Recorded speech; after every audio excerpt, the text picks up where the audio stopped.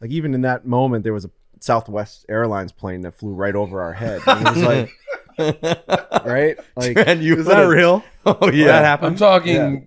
You had to like stand wide stance in order to not be blown over by blow it it. over. Bro, that is something you would see in a movie. Fore-play, observe Barstool Sports. We are here in Hawaii. We got Francis. Francis back on the show. Thank you for having me.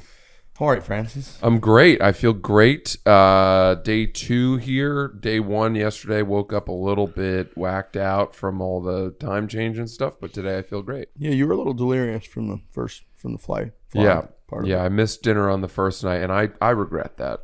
You do. Well, dinners are for me the bonding moments of these trips. Well, we had dinner last night, and you were reunited with your best friend Garrett, and me and Frankie were just watching you two interact. You two love each A lot other. of giggling. We're lot of buddies. giggling. We're buddies. You are. He looks up to you like an older brother. No, I don't know. I'm not going to go that far. Dude, the look in his eye is a real one. Well, I wonder how I earned that because I can't say that I've done much in the way of mentoring.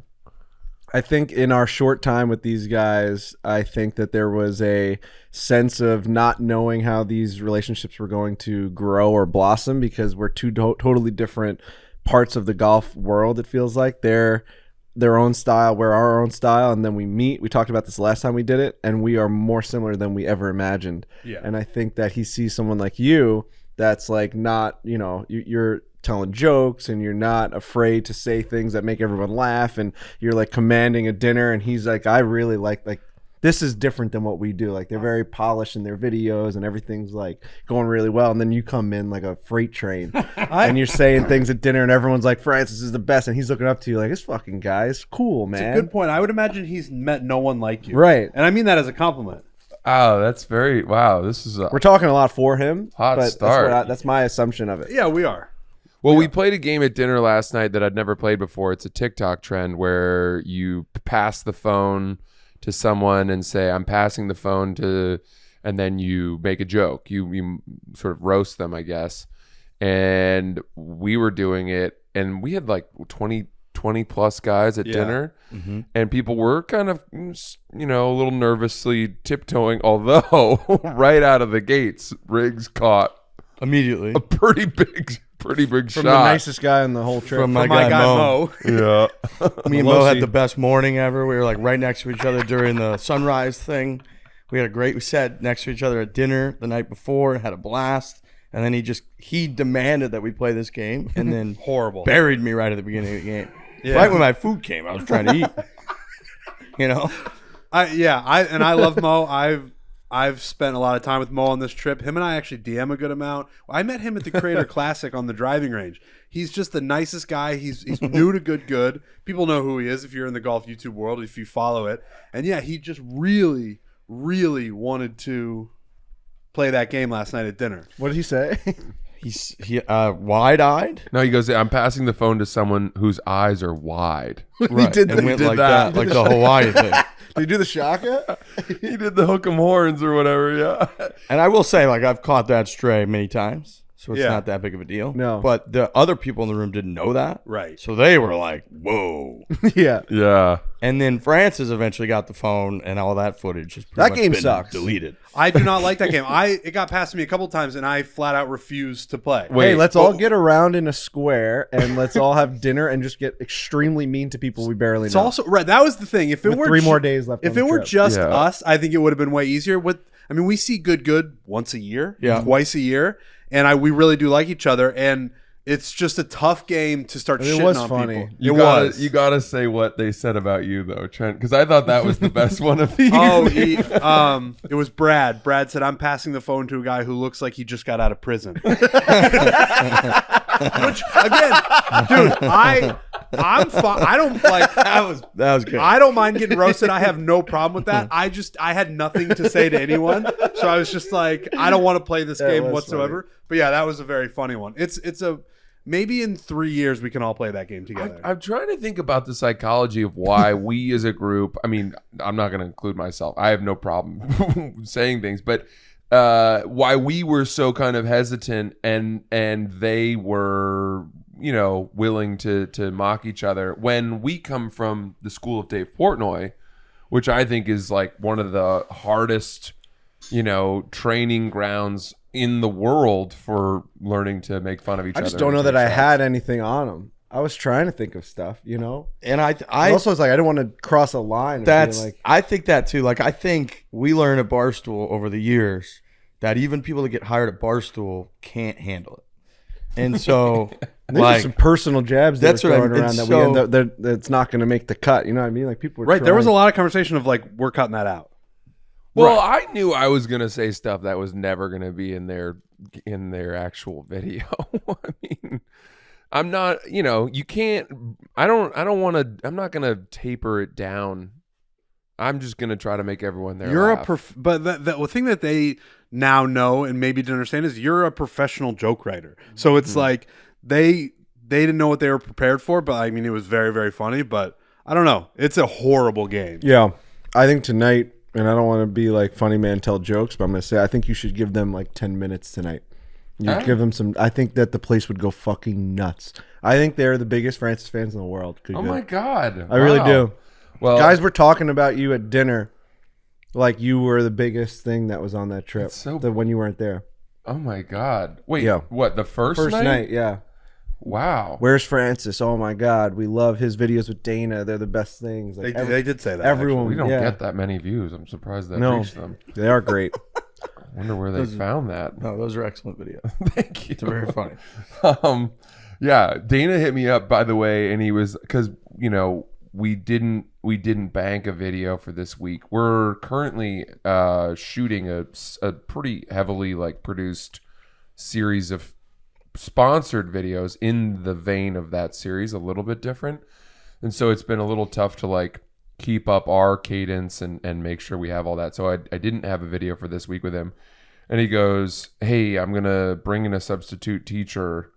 Is that cool for this week?"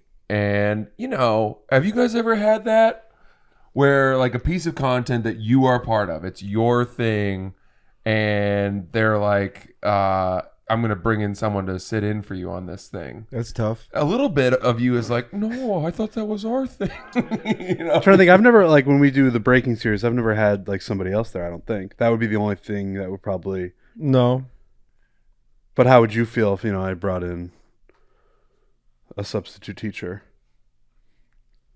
Yeah, I mean, I'd probably feel the same way he does. Yeah, it's just a little bit depends on how much of the journey you were on. If we did 40 episodes. We've done 20. We've done what's the difference 25. between 40 and 41? Why are we doing that?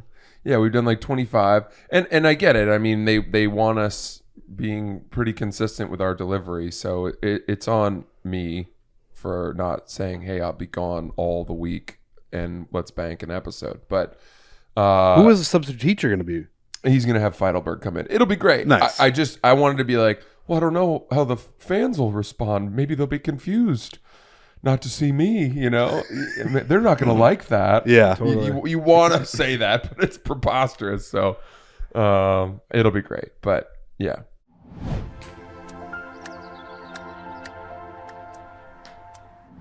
This episode brought to you by Chevy. Equinox EV helps you get the distance you're looking for with an available EPA estimated 319 miles. Wow. Miles of range on a full charge. Actual range may vary based on several factors. Here's what you do. You go over to Chevy.com/Equinox EV. Just check this thing out. Looks great on the website because it is great. It's incredible. We are out here in Hawaii, and we are one with the nature out here, and it really makes you think about electronic vehicles and making sure that we preserve this amazing world that we have. It's been kind of a special spiritual kind of trip for us. Yeah. And that kind of bleeds into everything. It bleeds into going back home, seeing all these carbon emissions and all these things that we talk about a lot with regular gas guzzling cars, and the fact that now Chevy is spearheading the EV game for over 10 years. That's incredible. And you got to hop in now or else you're going to be late. The Equinox EV offers a best in the whole class, 17.7-inch diagonal standard touchscreen display. The 2025 Equinox EV LT, it's got a starting price around $34,995. Your pricing may vary as dealers set the final price. Do yourself a favor, head over to Chevy.com/Equinox EV to check out product info, lease offers, and amazing deals. Chevrolet, together, let's drive.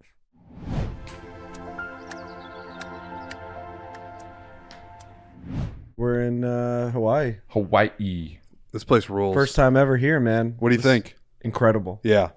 You got in the water yesterday, which I like I did to get see. in the water. Yep, my legs made an appearance. I got sunburn. I have sunburn all over my body in Me in the spots that hit the sun. sun. This place is incredible. I was not skeptical, but I was interested to see how I was going to enjoy Hawaii. I'm not the biggest nautical guy, you know? Yeah. I'm not a fan of water. Like, I don't like getting sand in between my toes and having to wash them off in the little bath before you get back to the hotel room, and sand's all over the hotel bed, the whole entire floor, and it's in the shower, and it's too sandy, it's grainy. There's something about it. I'd rather just grass, dirt, concrete. Okay. But and we've been to some excuse me, we've been to some incredible places, Monterey Peninsula being one of them. Bahamas. There's been some incredible Bahamas. There's been a lot of great places. Dominican. So I was like, well, how amazing could Hawaii be? Is it worth that flight? You know? And then we got here. We're at the Royal Sonesta. We were in Kauai. We went to a sunrise ceremony yesterday. What did they call that? Sunrise blessing? No, there's a word for an S. Salutations? Sonesta. I think. I think it was Is that it? Sonesta. No, that's the name of the hotel. Right. Oh yeah. I think it might be called a Sonesta, though. What? For real? Okay. Yeah. If that's true, then. That was a powerful experience. All in all, though, I'm just going to wrap it up. All of that, I think the culture, the way that they care about this place, the people. We went to a restaurant for breakfast that has been around for 150 years. It was called Tip Top. Tip Top Motel and Cafe. Been 150 years. We got we had Loco Mocos, which is Taco Machu Picchu. Taco Machu Picchu's. I had banana macadamia nut pancakes. It was an absolute experience. I think it's more the experience. Obviously, the views are breathtaking. You look outside this hotel here, the Discovery, what are we calling it? Like Kauai Discovery, all the people that have helped us be here. Incredible. Royal Sonesta. It's more the people and the experience. We're hugging people. Like, during the sunrise. The sunrise was a lot to me. Like, it was emotional. It was serious.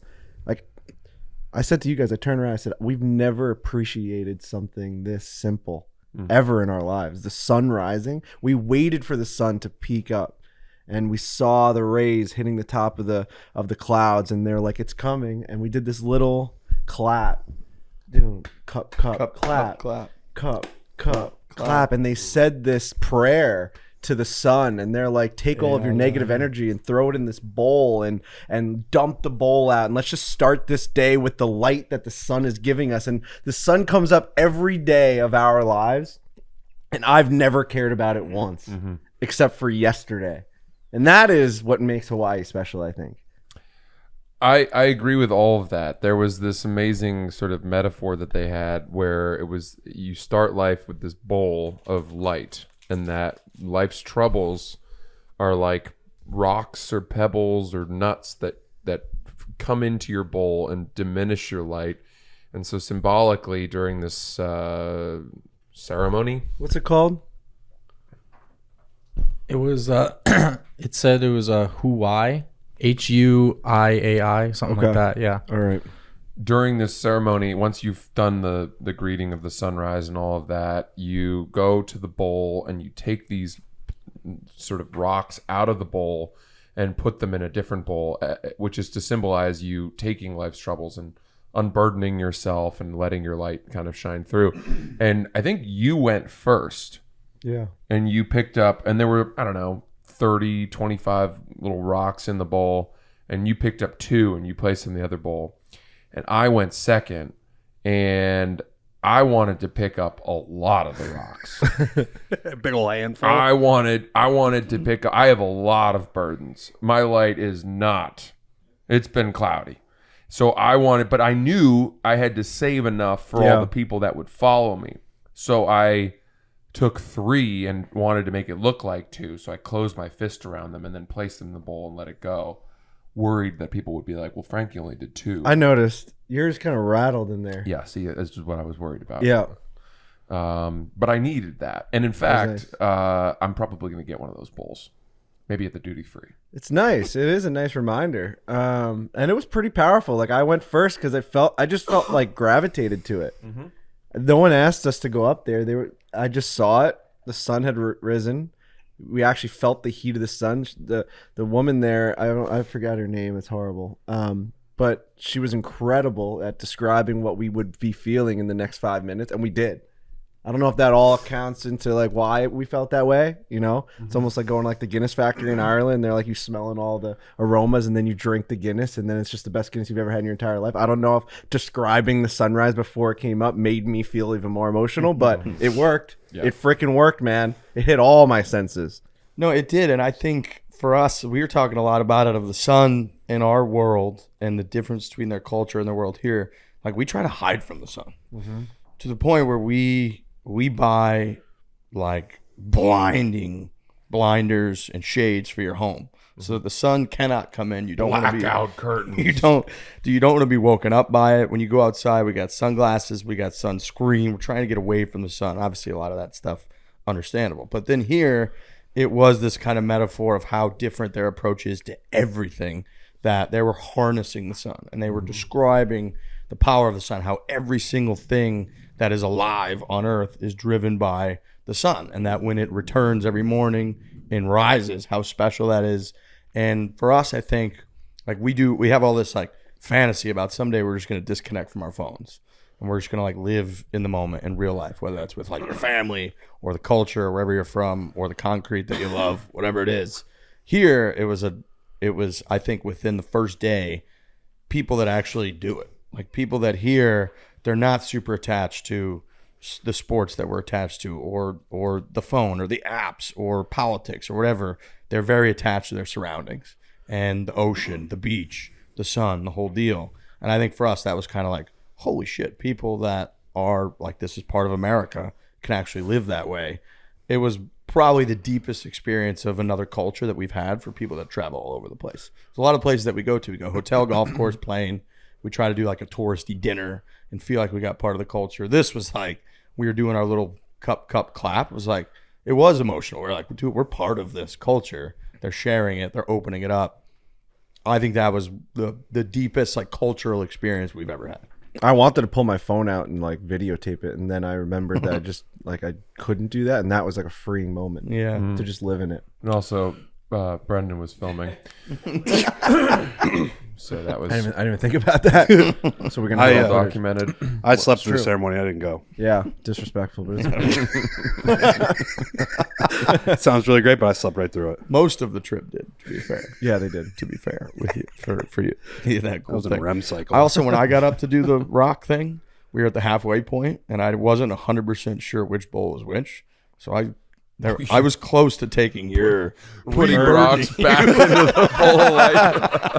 Like, Francis, I know you've been through a lot, but I'm going to put you right back through it here, pal. I was very close. I said that to Mo, I was Burdened like, by what has been done or whatever. yeah, it was so I guess sort of moving and effective that I found myself afterwards. We were up on this bluff next to a lighthouse at an incredible tip point of the island, and around there, clearly this is a place that a lot of people visit because there were little pieces of trash that people had discarded, wrappers and things. I started going around and picking up trash. You know what I mean? not something you've probably ever done before. No, I don't like refuse. I don't like detritus, and especially in beautiful places like that. It bothered me that other tourists, I presume, had come and desecrated the place. But and then the guy that we were with, Tom, who's the man, shout out Tom, Man. He saw me doing that and he started doing it as well. So I started something. That's nice. Yeah. There was a little bit of an area that it seemed like people had camped out. So it seems like it's. Did you see like right to the left of it? I did see that. Yeah. So Yeah, it could have been those people, but it is unfortunate. It is, but it's such a beautiful place. Yeah, it's interesting, Hawaii, because you want to like kind of dive deep into the history of it, and like because the culture is so strong, you want to know how they're taking and handling all of this tourism and golf courses, and like even in that moment, there was a Southwest Airlines plane that flew right over our head. And it was like right? Like, And you Is that real? Oh yeah, That happened. I'm talking. You had to like stand wide stance in order to not be blown over by blow it it. over. Bro, that is something you would see in a movie, Dude, Yeah. Where we it's just did- we're placing these little pebbles. It's so beautiful. My worries are melting.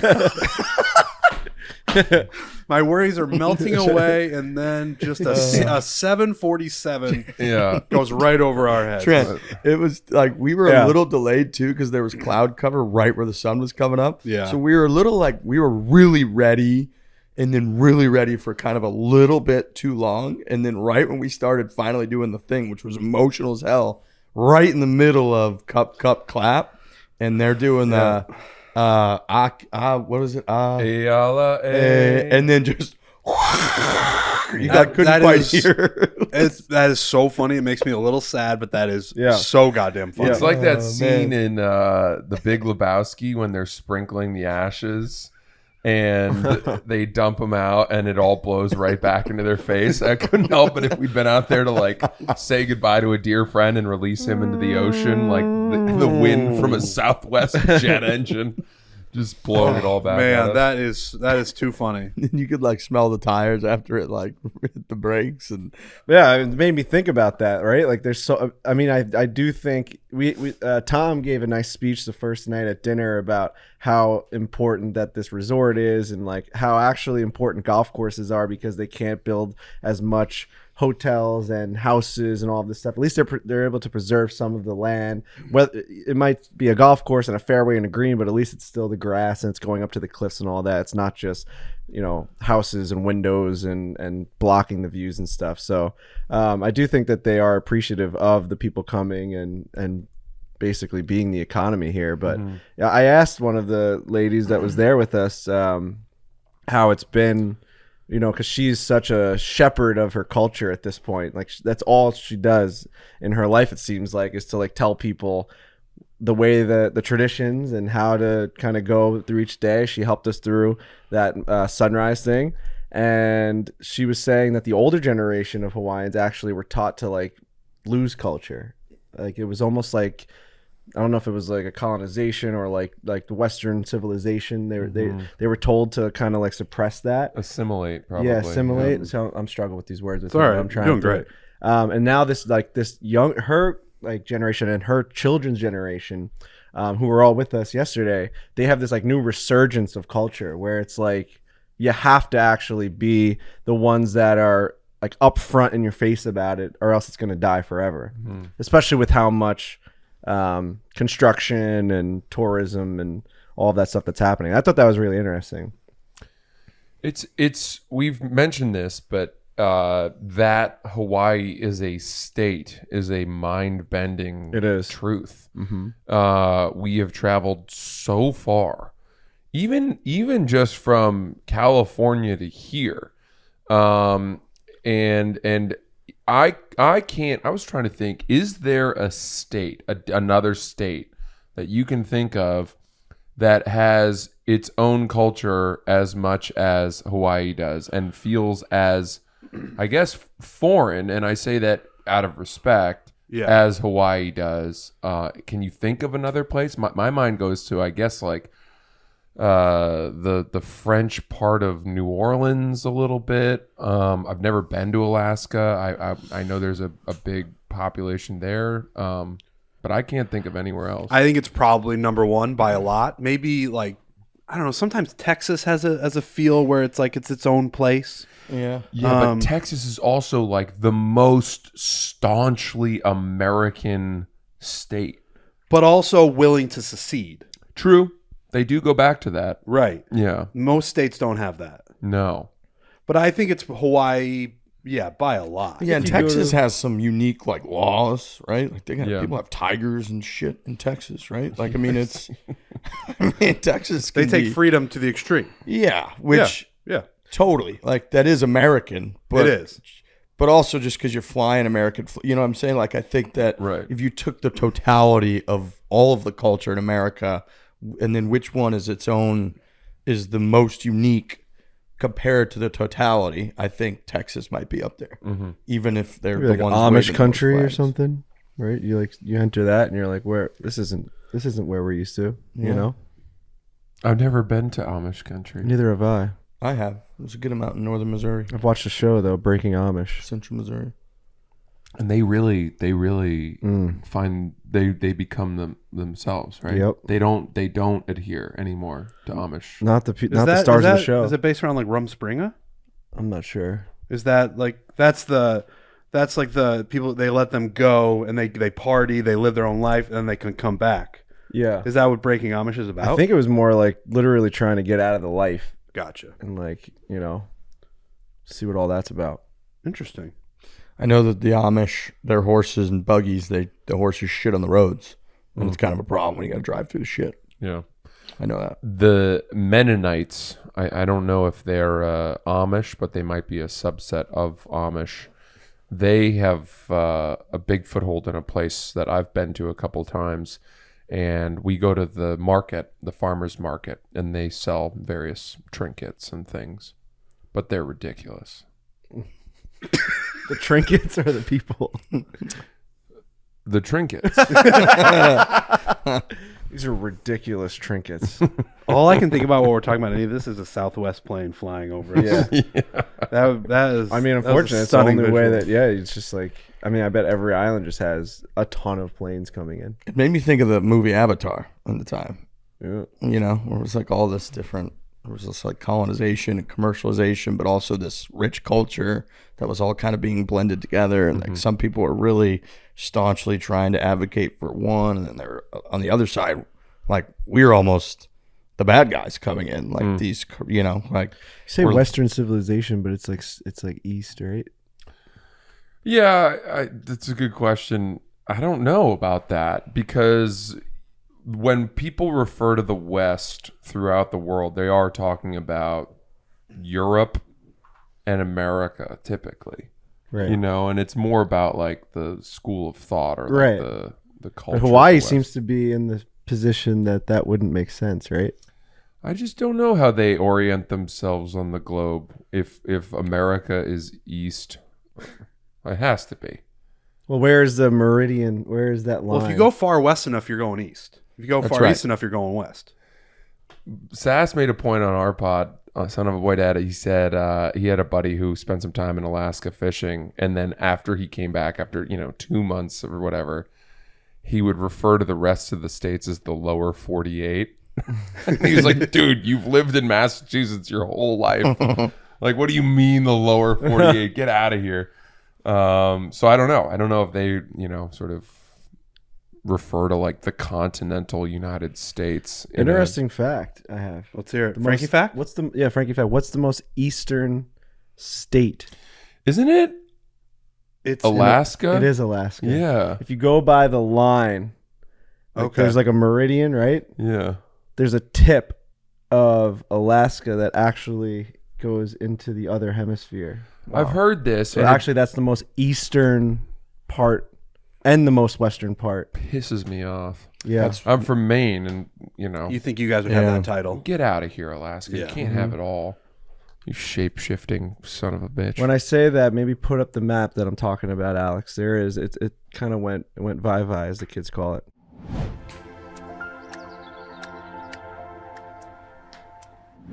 Life's better in a golf cart, man. Just cruising around, going really anywhere, but going to dinner. Obviously playing golf. We like using a golf cart.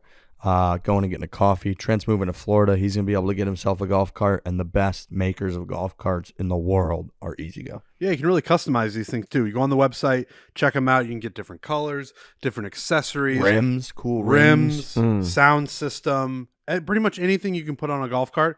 They've got it for you at Easy Go. So go on there, take a look around, find something you like, and then just press order. I heard through the grapevine that even the dealers who are selling these import brands that are out there don't want to deal with all the problems that come with them. So at that point, it's just even a questionable call to go with anybody other than Easy Go. I've had my Easy Go for several years now, maybe like 3 years that I've had it. It's always been good to go. Never had any issues. Battery life is phenomenal. Days and days and days. I can just keep it out there without having to charge it up. And we'd love to hook one of our listeners up. We are going to hook one of our listeners up with one of these bad boys. It's easy. All you got to do, visit barstoolclassic.com/easygosweeps. Enter for a chance to win. That is barstoolclassic.com/easygosweeps. That is, again, barstoolclassic.com/easygosweeps. Enter to win a brand new Easy Go Express S4.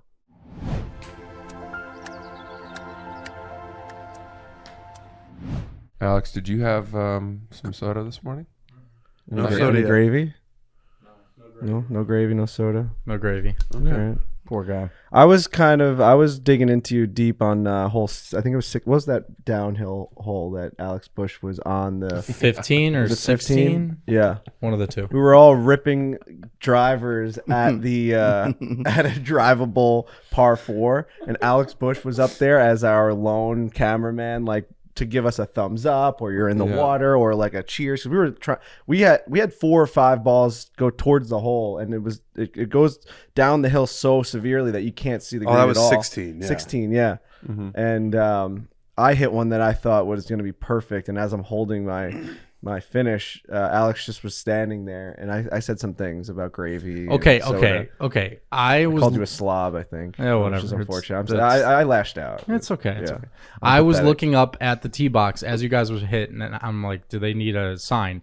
You guys were hitting, walking right away, not even waiting, looking. So I'm like, okay, they can see the green. So It is funny because I wasn't sure if you could see the green. it is funny when you're in your position how important you are that you don't even realize. Like you have 20 people staring just at you, being like Every movement. and But it didn't look like you were. we are analyzing everything you're doing. Like if you look down, we're like, oh, it's in the water. Like he doesn't like it. Someone said, oh, he turned away. Or one person said he just turned his head right, and we were like, oh my god, it's going down the hill. It was incredible. Yeah, Yeah, I mean, it's an I important was position. no the whole time. I'm like, should I be saying something? And no one looked like they were looking at me. It looked like you guys were just on. And the not next one shot. ball hit the green. Yeah, Everything two went or over. 3 went over, and then Yeah. a couple were short. Yeah. Yeah, mine was just short. Fun place. The ocean Wow. course at Hokuala. Is that what it is? I struggle with all these names. Me too. I haven't been able to get that right. We're newbies. Yeah, We're the newbies. ocean course. Incredible. Yeah. Yeah. Hard to find a better stretch of golf from 13 to 18.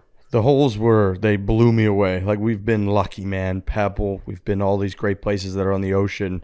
I think the dramatics of the land and the mountains in the background, I've never seen it like it. Almost has that like foggy look to it at times Yeah. too, It does. where you're just kind of looking out there like, what?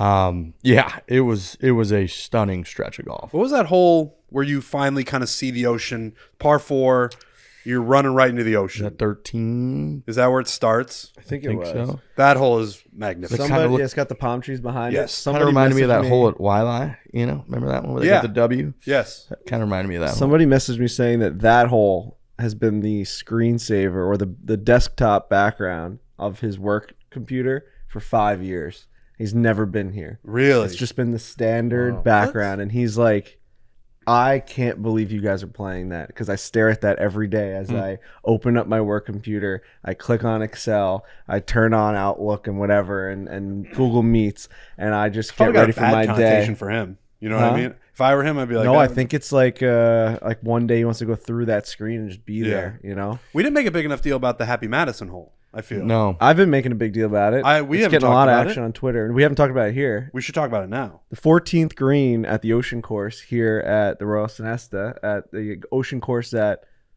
Hokuala. Hokuala, Koala. is the and you can look at it on my social media. I put it out everywhere because I was so incredibly blown away by this. The green from the view that I took the picture at is the exact background of the Happy Madison Productions intro screen, where the old man hits the ball and he goes, terrific. It breaks the glass. That's the background. They clearly took a just a standard golf hole like image, right? Like a stock image. They didn't go to this place and take that photo. How did Oh, you I don't know know? if that's true. Really? Sandler comes out here all Oh, the maybe time. he took that photo then. He is obsessed with Hawaii, and you can tell that by the fact that every couple of years he hits up Netflix and says, "Hey, I've got an idea for a romantic comedy with me and Jennifer Aniston Yeah. out in Hawaii." Yeah. And it's Just his go way with of like, getting 6 weeks of shooting out here. How did you know that was what that was? Someone mentioned it. Who? Someone in our group. Did they knew or they were One of looked the at it and they were like, pros. wow, Yeah, that Garrett looks knew. like- Garrett knew Then somehow. one of the assistant pros said it. That's stunning. That's iconic. We were on the next tee box and he goes, "Did you notice that green is the Happy Madison thing?" And I would've said, never No, noticed how the that. hell would I know that? It's not like in the back of my mind all the time. Wow. We really did that whole justice too. Yeah, that played what? It was a 220-yard par 3 over a huge ravine and it played like 190. Yeah, playing somewhere around there. And yeah, Just got to play from the right tees. we played 7100 yesterday. I did not. That's Good. It was hard. It was really hard. 71's deep for I even had a like hard time. Into the wind. when we play just like wherever, we're never touching Insanity. sevens.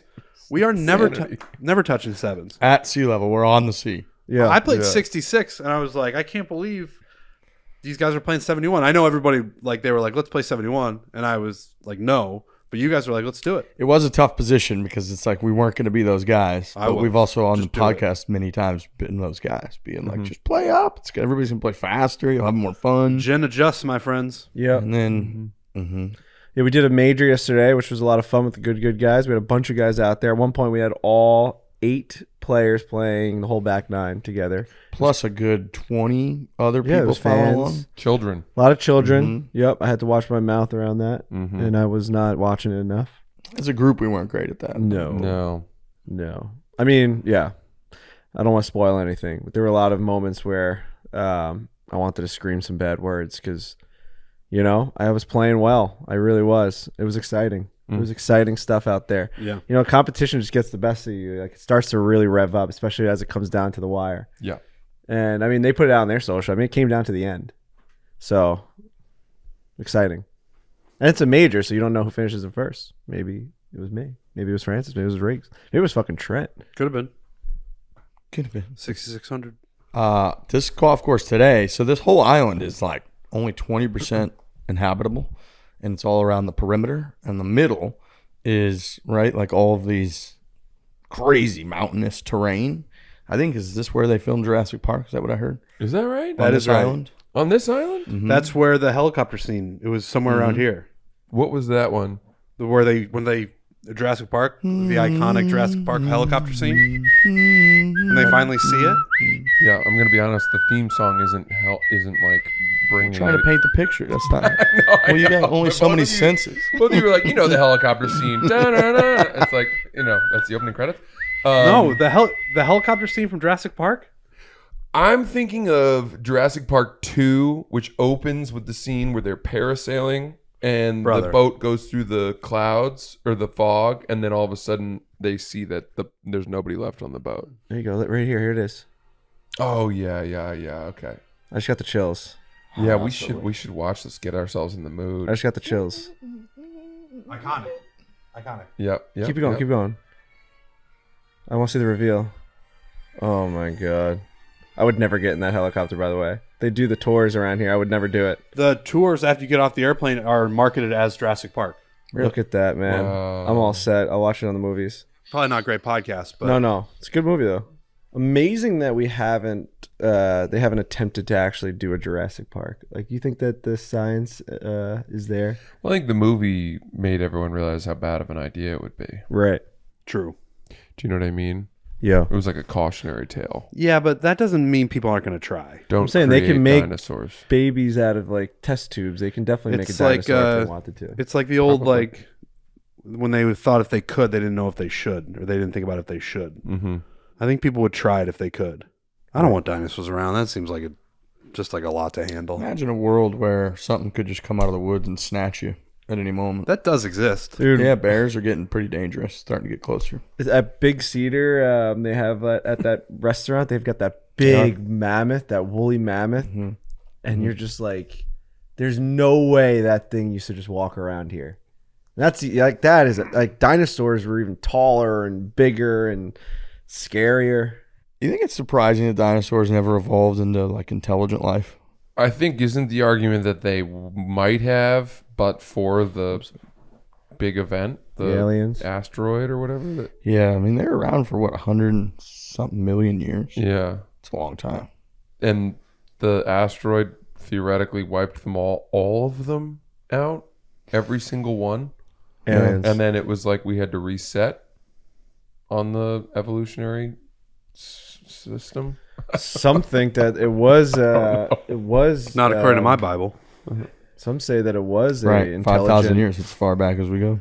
species, and then it just got wiped away for maybe a war. I guess so. I think there would be remnants of like I guess intelligence versus like technological advancements. Right, like cities. Like I haven't seen. Yeah, like imagine like T-Rex just going to Starbucks. Yeah.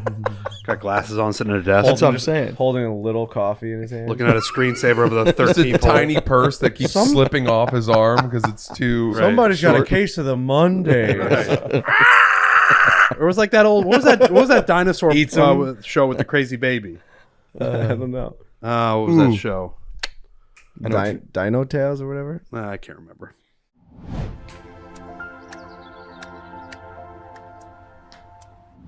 Truly Tequila sodas. We're going to have actually a few of these today. I'm extremely excited to get out there and drink some Truly Tequila sodas. They got 4 great refreshing flavors: lime, pineapple, guava, grapefruit, and watermelon. All those got 5% ABV and just 100 calories.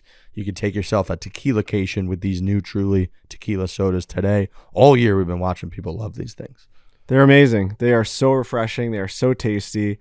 People ask, what is your favorite on-course drink? It's always a Truly. And now with the tequila, I've been drinking tequilas a lot. And tequila it's a game changer. You know, sometimes vodka just becomes a little stale for me. And I need to be able to change it up. And Truly's in, or tequila's in right now. tequila is in right now. It's just got that great taste. It's got that smooth finish. I love it. I absolutely love these new Truly tequilas. A refreshing blend of real fruit juice from concentrate, sparkling water, and premium tequila blanco. It's been the drink of the summer. It's going to be the drink of the fall for you right now. Again, 4 great flavors. They got 5% ABV, just 100 calories. So do yourself a favor. Try the new Truly Tequila Soda today. Truly Tequila Soda. Keep it light. Hard Seltzer Beverage Company, Boston, Massachusetts. Please drink responsibly.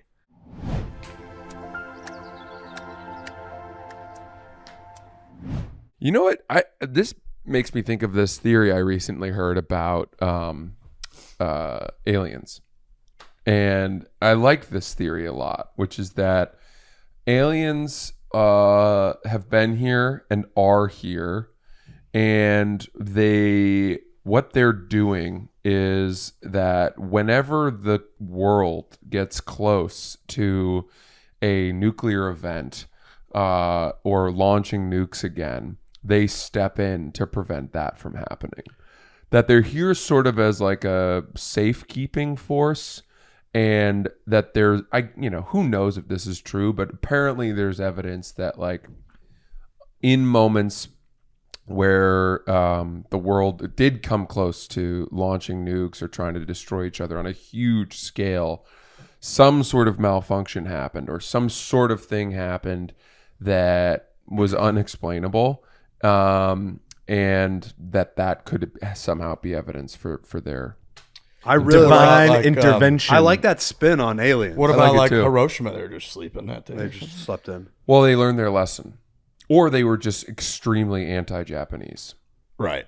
Okay. They were like, well, listen, we'll let these two go because They had a real tough break. grudge against do them. That- not like bento boxes. That would be a great TV show that you pitched. Of I like the that. aliens. Yeah, I like that spin on it. Normally, it's like people are like, "Oh, aliens are coming; they're going to destroy us, kill us, and take all of our resources." But they're like, "No, we want to keep these people around. They're our guardian angels." What would the guardian benefit aliens. of keeping us alive be? I don't know. Just a bunch of altruistic aliens. Yeah. We're to them animals in part of the life cycle of the earth. They're just seeing it from a completely more almost godlike perspective. They're running the show. Right. I was hearing Elon talk about just the timeline math on it, and his first of all, he's like, I've seen no evidence of aliens whatsoever that he believes, but he was also saying, Says the alien. Yeah. But he did say that he considers himself an alien too.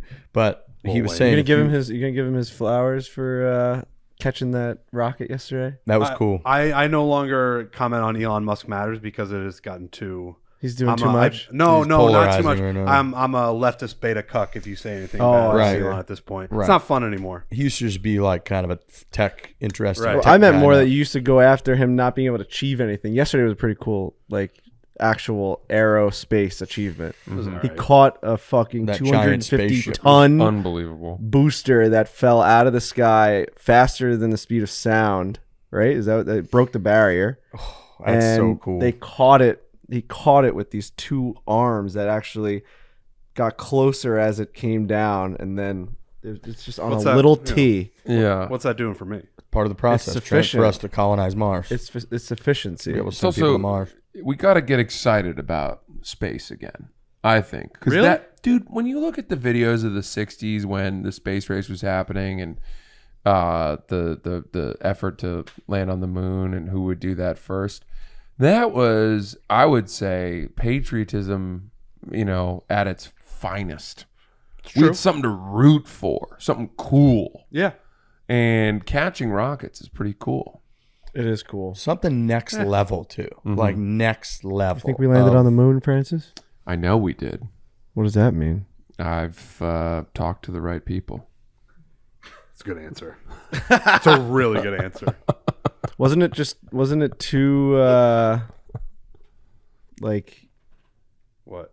what's the word I'm looking for? I don't know. Convenient. Yeah, I guess convenient would be the word. Oh, I don't think there was. You talked to John Glenn and Buzz Aldrin. I don't think they'd say there was anything. Buzz convenient Aldrin, he'll about punch you in the face. He will. Mm-hmm. Yeah. He's done it before. Yeah. How come we don't go back? There's why would we? There are Right. there are other worlds to conquer. All right, that's a good answer. Also, we did go back for a while, but now it's like, what's the point? We've got all the samples we need, and I don't know what's the point I'm of sold. being on now. Now we're going to Mars. That's Right. the next one. But we wouldn't be if it weren't really for Elon, which is what's interesting to me. It's like, why did we stop? Well, we had to. Isn't it that we had to sort of almost like privatize space exploration because the government couldn't really justify funding NASA to the extent that it was? But they funded the shit out of it in the 60s, and it worked. Because and it was we were patriotic, and excited we were about going it. up against the Russians. And we Let's beat do it them. again. I think Yeah. the desire to beat Russia was probably the reason. And it Yeah. was. You could argue it was defense spending. I would argue Russia's kind of back in a spot where we want to be able to beat them again. Unfortunately, now it feels like the race is to just build as many nuclear weapons as opposed to like who can get to the freaking moon first. We got a lot of nuclear weapons. Yeah, Yeah.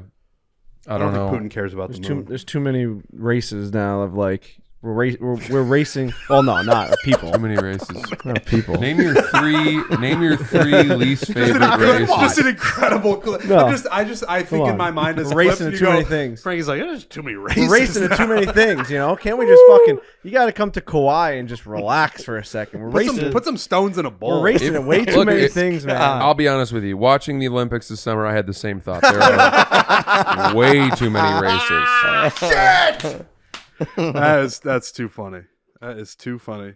Elon, in the back to the timeline aliens thing, he made the point that like he's like, if aliens have visited and checked things out, they could have checked in any of the other time that was before humanity was civilized, because we've been civilized for one millionth of the Earth's existence. Right. So he's like, which is like whatever it is, 10,000 years or however long it's been. And he's like, we've been around for 4.5 billion. This planet's been around. So they could have come around at any other time, checked, and been like, nope, they're not there yet. And then just been like, we'll check again in a long, long time. Oh, that's an interesting thought. Right. Well, yeah, because also the argument is that the chance that we are at the same level of technological advancement as whatever thing that we're trying to find is incredibly unlikely. It's either way behind or way ahead. So it's probably way ahead. Right. Like if two of our spaceships hit each other, or our spaceship and theirs hit each other in like the middle of the galaxy at the same time, and both were like, whoa, We got the same motor and the same. how'd you guys get No this? chance. This is great. That's No never chance. happened. So if you run into one of those ships, they're just going to know everything at Yeah. that point. Exactly. Because if you advance this civilization that we've got now, look how far we've come in 20 years. If you advance this by I mean, it's like 100 million years, That's I mean, all the different Alien movies. It's amazing to see how each director and writer and creator like comes up with their alien. But that Arrival movie where it's just like the smoke and it's just like a I love thing that. is so great to me because like why would it be just another person that makes a plane You that talking about Arrivals? Yeah, that's a what great an unbelievable movie. Yeah. Mostly just all about communication. Yeah. Kind of the So history good. of communication. Linguistics. Oh, fascinating. like that to me is what an alien would be. I agree. You know? Yeah. It wouldn't be like, oh, they built a ship. Like I got into it. I was telling them on my trip. I got into like we were looking at the stars. You could actually see the Milky Way in Missouri. It was incredible. It felt like you were actually on a planet. Shout out to Like, you Missouri, reminded homeland, yourself baby. that you were on a planet. Mhm. You're in Middle of the space. country. We are in space. Like we're on a rock floating through space. This is the ship. It's crazy. I- Like, we talk about going to Mars. We are on a fucking planet. We're just on the edge of this rock. you know? We are literally. But someone else, the aliens are on the edge of a rock too. They're looking at the same shit. Slightly different perspective. Well, I was in Missouri. You could see the Milky Way. I'm looking up at the sky, and I'm like, man, like it's amazing. Like those things are so far away. We start talking about the speed of light years away. One of my friends couldn't conceptualize light years. We're like, dude, the light is going to travel at such a speed that you can't even comprehend it. It's going to take 1 year, and that's just one, right? Light That's goes around the Earth 8.5 times in a second. That's how fast it travels. right, right, and like so, it's got to go for a year that speed. And that's just one. So when you're talking about 100 million light years away, you don't even know what that means, right? No, that's crazy. So, so then it got into the conversation of like aliens are never going to come here because our perception of what we know, our rules are that nothing can go faster than the speed of light. And then I started to, so if it was 10 million light years away, they just would never get here in our lifetime. It's impossible. It's 10 million years away. I was saying, but that's our rules. There may be another civilization out there that just doesn't abide by the speed of light, whatever that, assessment of that is. They might just- have something even faster. They might, you're right. Like their logic is different. I don't know. It's just, Yeah. it could be the smoke thing from Arrivals where Right, I it's like, say in Arrival, they show you that right away where they go up into the ship and everything flips, where they're walking on the side of the right, just inside of things it. just change. Where I don't know. something that would be impossible in our world is now possible in theirs. Right. It is funny how all of our ideas about what could be possible seem to be shaped by movies. It's our only thing that we I can know. really It's all we've got. Well, it's also right. It's like the most creative people of all of what we are have taken kind of some version of what we're capable of coming up with and then portrayed it Yeah. in some artistic form, and that we've related to that and been like, I've kind of fucking thought about that. We're It's also a interesting to go with that civilization of like, direction. I don't believe it, show me. So they're just like showing you their idea, Yeah. Yeah, that's isn't it Dennis Villeneuve who did Arrivals? I think it is. That sounds right. a really good movie. He's also done both of the Dune movies. Yep. So he Incredible. traffics in otherworldly cinematography. Still got to see Dune 2. Oh my gosh. I know. One of the best in theater experiences I've ever had. I'm not going to get that, but Really good. No, When he's no. riding one of the things, Worms, and I went like this in my seat. Whoa. Like it actually threw me back. You watch it in 3D IMAX, or something? No, in IMAX. Oh, nice. It's like the double IMAX. It was one of those like where the railing was in front of you and the whole movie screen was from top to bottom. Wow. And the sound, and it was just like I felt like a fucking child, like bright-eyed, like whoa. Yeah, that's cool. probably going to watch it on my phone on the plane. Yeah, you would do something like that. Similar, very similar. It's great, just audio engineering too. Like you can hear the worm in the back left. It's just like it's cool. Amazing.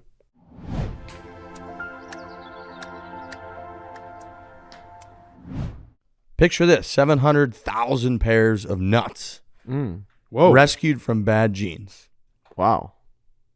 We're talking ball sacks. Ball sacks. Wow. And you know who the hero I'm, is that has frustrated. rescued these ball sacks? Who? The perfect gene. Yep. Well, I gotta get on that. Say goodbye, Frankie, to stiff cardboard denim and hello to comfort. Wow. With the perfect gene, these jeans fit like they were custom made, stretch like you wouldn't believe, and they look fantastic. Perfect Gene also has a seriously massive range of sizes. 6 fits from skinny to thick, waist sizes from 26 to 50, covers everybody on this show, and lengths 26 to 38. Doesn't matter if you're a short king or something in between, you can find the perfect fit for the body you are rocking. You got to have a great pair of jeans. You have to. Jeans are versatile. You can wear them to many different events, and you just look good in them. You look like a man. They're just great. It's American. They're great American clothing. It feels like you walk around. You got a nice little polo on. You got a nice pair of perfect jeans on. Yeah. You throw a little brown boot in there, and Beautiful. you're just living life. Go get yourself a beer. It's finally time to stop crushing your balls in uncomfortable jeans by going to theperfectjean.nyc. Our listeners get 15% off, so listen up at this point. 15% off your first order, plus free shipping, free returns, and free exchanges when you use code FORE15, F-O-R-E-1-5, at checkout. That's 15% off for new customers at theperfectjean.nyc with promo code FORE15. After you purchase, they'll ask you where you heard about them. Please support our show, the Fore-play Podcast. Tell them we sent you. Fuck your khakis and get the perfect jean.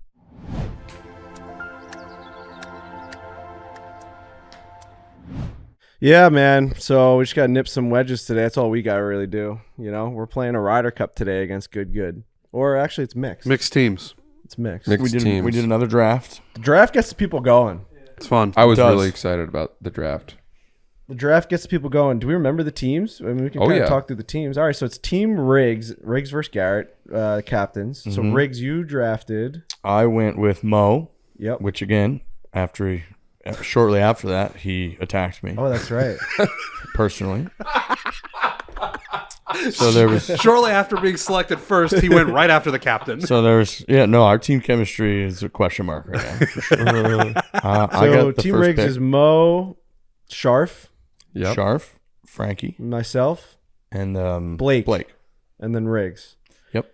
And the remaining team, Team which would Garrett. be Team Garrett, would be Garrett, Francis, Trent, Bubby. and Steve. That's right. Yeah. Yeah. We made got- Dalke sit out. Dalke had because to sit out. What we witnessed yesterday was unfair. The nuts. good major that we played against them, people just have to watch Dalke. He's the best golfer on the planet. He could win a professional tournament tomorrow if he so played the way he good, did man. yesterday. He's so good. By far the best player I've ever played with in a round. And, we've played with Schumann, guys that are scratch and better. And it's different. Windy day. What is he, a +3? +6. He's a +6? When we he's- were doing handicaps on the first tee yesterday, and he got out of the cart and was like, "You're not going to believe this. This sucks, but I'm a +6." And that's a fictional number because when we play golf, like Trent and I played with Max a couple weeks ago. It was awesome off cameras, kind of hanging. And when those guys play money games against people, they play as about a +5 is about what they play. But they don't really keep handing. You know what I mean? Like a little bit they do, whatever. Him coming out being like I'm a +6, you kind of think like, all right, yeah, like whatever. How good could you be? The fact that there's anyone on earth that's better at golf than that is unimaginable. He hits the ball so straight, so far. It's a robot. It's amazing. Same swing every time. Swinging so hard, too. Yeah, as hard as he It wants. just doesn't make any sense. And if he doesn't birdie a hole, it's disappointing. Yeah. I felt like an asshole the night before dinner, before we even saw him play. He was talking to me. He's like, "Oh, I saw those chip-ins. I saw those putts. You're playing great." And I was like, "Yeah, it's been awesome." I was like, "How you playing?" He's like, "Yeah, pretty good." And then he went out there and he's playing as good as he's ever played. You asked him at dinner last night, why are you here?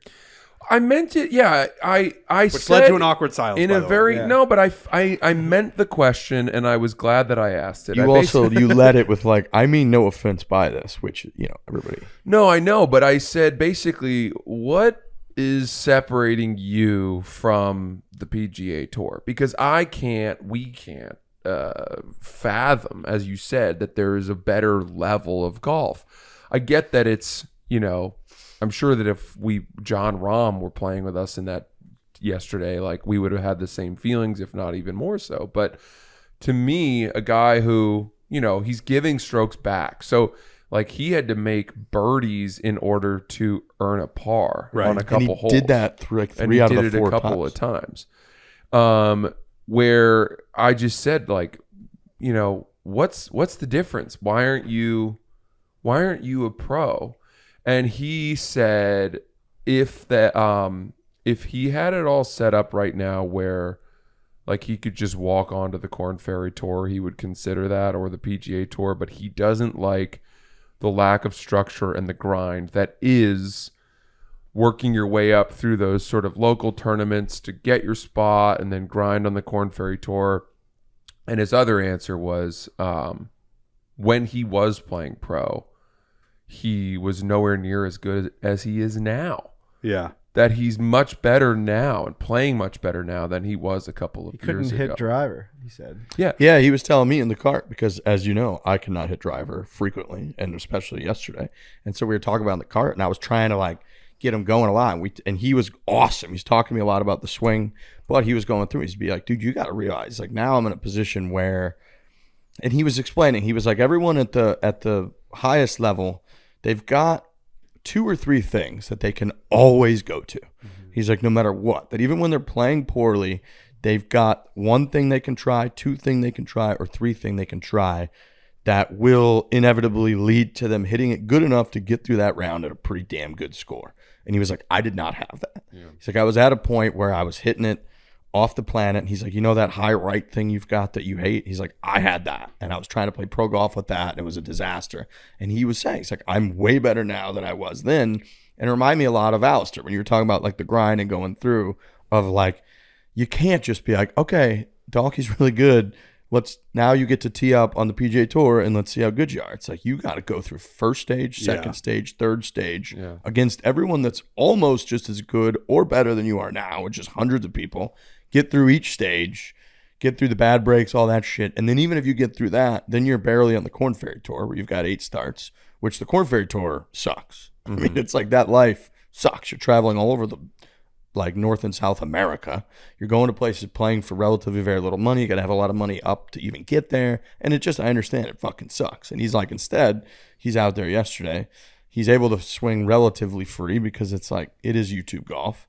And I understand that. But I think even in his answering of that question, there was a little bit of him being like, I do think about this shit because he's fucking so good at I think golf. he's the best golfer that's not pursuing professional golf in the world. I have no idea. I don't know how Quan would be up there I think too. Dalke's better than him.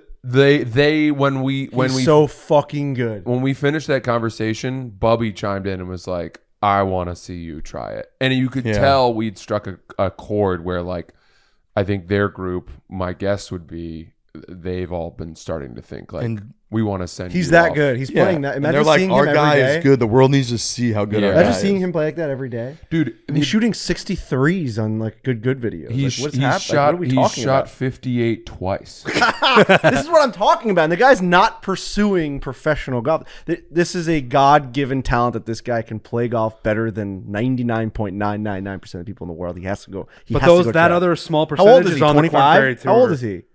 How old is Dalke? 26, Mid-20s. 27? Oh, he's in Is his he 30s? really?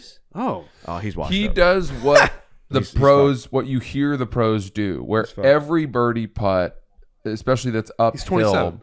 He's 27. I just looked it up. Oh, a little pup. every birdie putt that he has, 20 feet, 30 feet or whatever, he puts it 2 feet by the hole if he misses, and then has no doubt that he's going to make that 2-footer for par, and he hammers those short putts. Hammers them.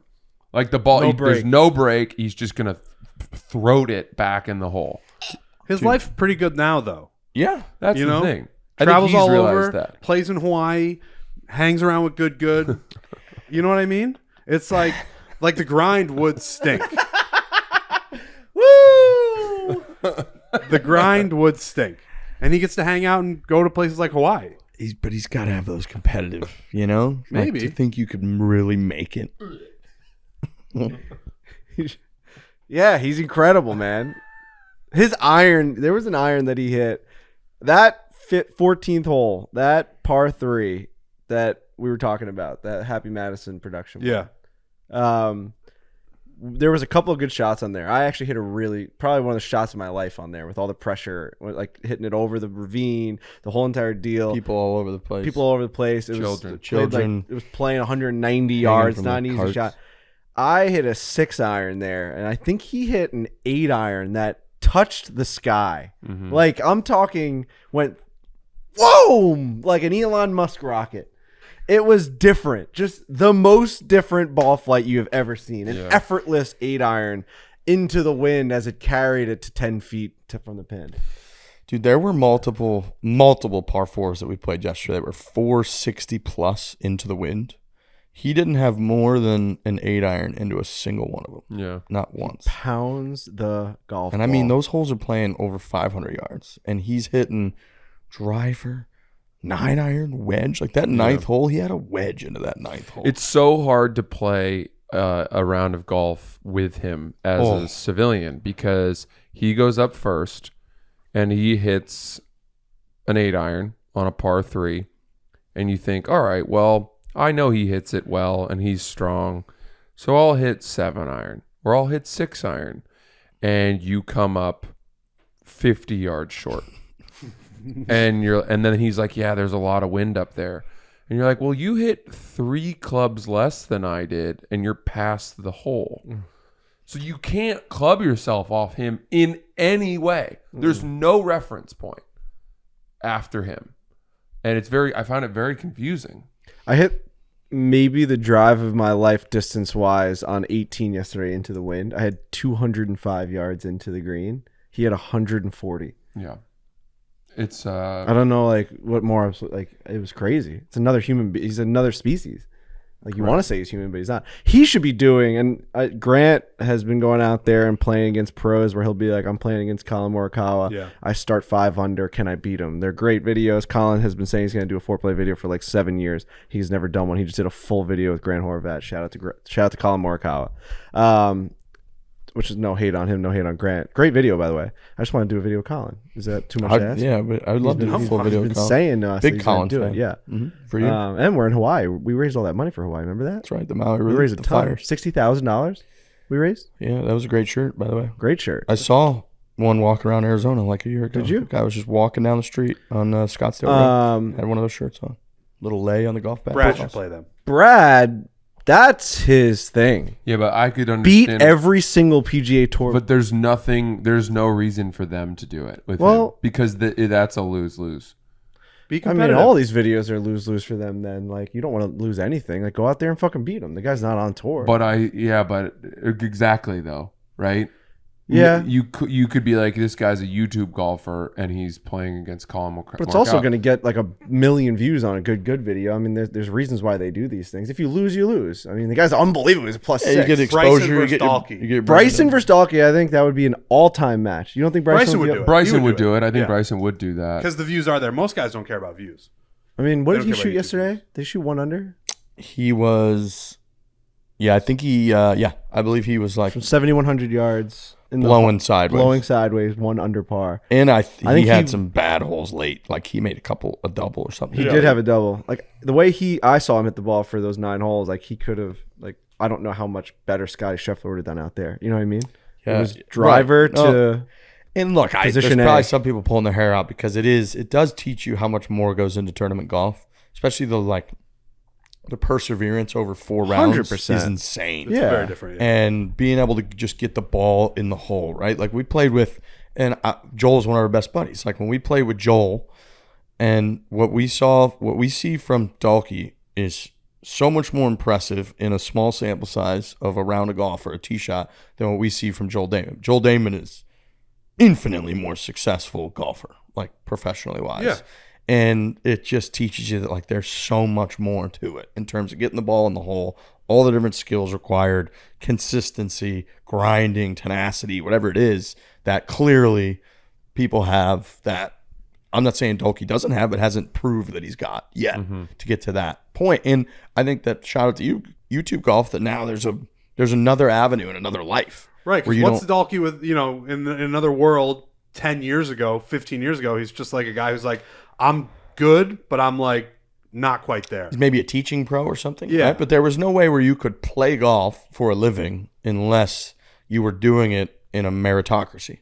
Right. Where you were just getting paid based on your finishes. Right. And whereas now he's this entertainment factor. And It look, is different. Credit to this side of YouTube golf that has emerged too, in that, we kind of are the group I think that really represents relatable average golf. And I think there was a little bit of kind of a blinders up of like, well, if you just put out really good golf on camera, like, why aren't you just on the PGA Tour? That's the avenue for that. It is impressive watching and truly entertaining, fascinating, watching the different skill levels and watching Dalke, watching Garrett, watching Mo play like really good golf, and like watching our horse right now, Frankie, like play really good golf in tough conditions on camera with competition on the line. There's a huge market for that and entertainment factor to that I think we probably for years like didn't really realize that it is important. Just like hitting aesthetically pleasing, awesome golf shots in this setting around other people is fucking impressive. Well, it's like, yeah, because the best part of a golf tournament is when it all comes down to the line. You don't get that often on the PGA Tour. It's only Thursday through Sunday. The odds of it coming down to something dramatic is probably slim. Two big personalities coming down to the end is even slimmer than that. So YouTube Golf kind of shortens that window of like, you're going to get it every single week. We're going to set up these matches so that they come down to the end. We're going to have handicaps included. We're going to have good golf. There's going to be big shots. But yeah, I mean, it's all an entertainment based thing depending on what you do. Those guys are super entertaining. Mo is a fucking cartoon character. I love Mo, man. And he hits the ball a mile. He's built like a fucking, I don't even know what he's built like a Funko Pop. That's what you've been telling us. Yeah, he looks like a Funko Pop, and he hits the ball 1 billion miles an hour. So it's great. Yeah, I mean, listen, there's a fucking avenue for them for sure. They got like 2 million subscribers. So no, it is, and I get it, and it's impressive. Those little kids that were watching us yesterday, they had like those. I'm seeing like so many, like all my cousins and their kids and stuff are playing in this. I don't know what league it is, but they have the names on their back. I saw like Tony Finau posted a video. Someone made a hole-in-one in front of him the other day. His kid was playing in it. The PGA Junior League? Is it what it is? PGA Junior or PGA Hope or something? They all have like numbers and their name on the back. Yeah. Cool. PJ something. Man, I can't think of it. But they were all out there wearing their jerseys yesterday, and the way that they talked about the game was like, now you know why they watch good because like I hit a good punch out shot at one point. They were all on the left with me on that one that I ballooned up to the left, and we had to like go find my ball. I hit a sick 4-iron underneath the tree and then went over the next one. Like it was a riser, and all the kids in the background were like, what a sick punch out. Yeah, like they were like loving like the shot shape. They know. And like when the ball, like when Dalke would hit one, they'd be like, watch that thing draw in, like as it's in the air. Like they weren't really, they're too young. Right? PGA Junior League? PGA Junior League, that's it. Okay. They weren't really necessarily like saying like, that kid's so funny. They were laughing at some things, but it was interesting to see. They loved Garrett and Dalke hitting moonshots and like moving the ball, and I don't know. It's like when you're a kid, you love the fucking home run derby. Like you just want to see the big shots, you know? Yeah. You could hear the whispers. You could. Yeah. Like, whoa, oh my God. Yeah. That's why they want their autograph, honestly. Yeah. You know, it's like they're like superhuman golfers to them. I felt a little bit like, Shooter McGavin, because I was in a cart with Sharf, and every hole we had to stop to sign autographs, and I mean him. Yeah. And, give away a good ball or do a picture or whatever it was. And I wanted to turn to Sharf and be like, can we keep moving? This is golf. Damn you people. Damn you people. Back to your shanties. I almost was like, don't you kids have school? It's middle of the day. It's on a Tuesday. Hawaii. Yeah.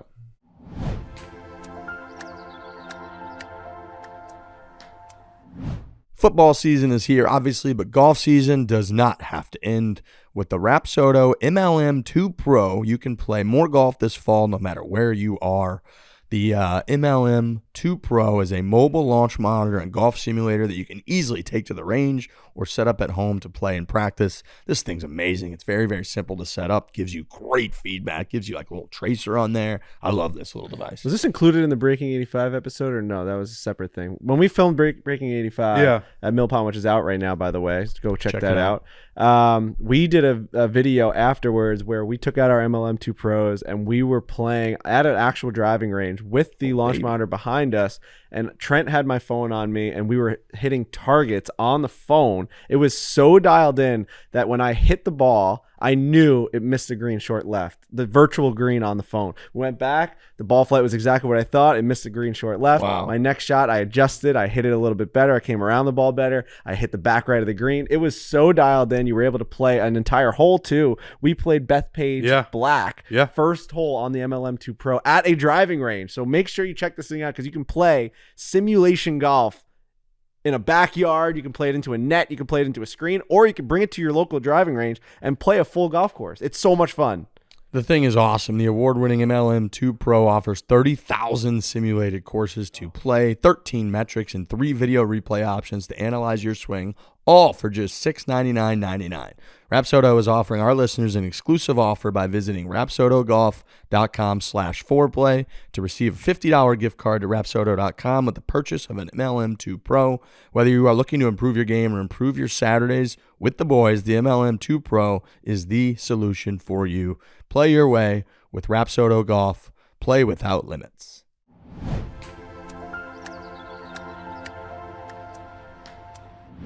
A couple quick things in the topics front. Everybody's kind of freaking out about the Bethpage Ryder Cup ticket prices. Crazy. It's like $700 a pop. $750 a ticket on Friday through Sunday. Crazy. $255 a ticket for the practice rounds. Why are they doing that? You're gonna get 250,000 people at this thing. I mean, look, I understand both sides of it.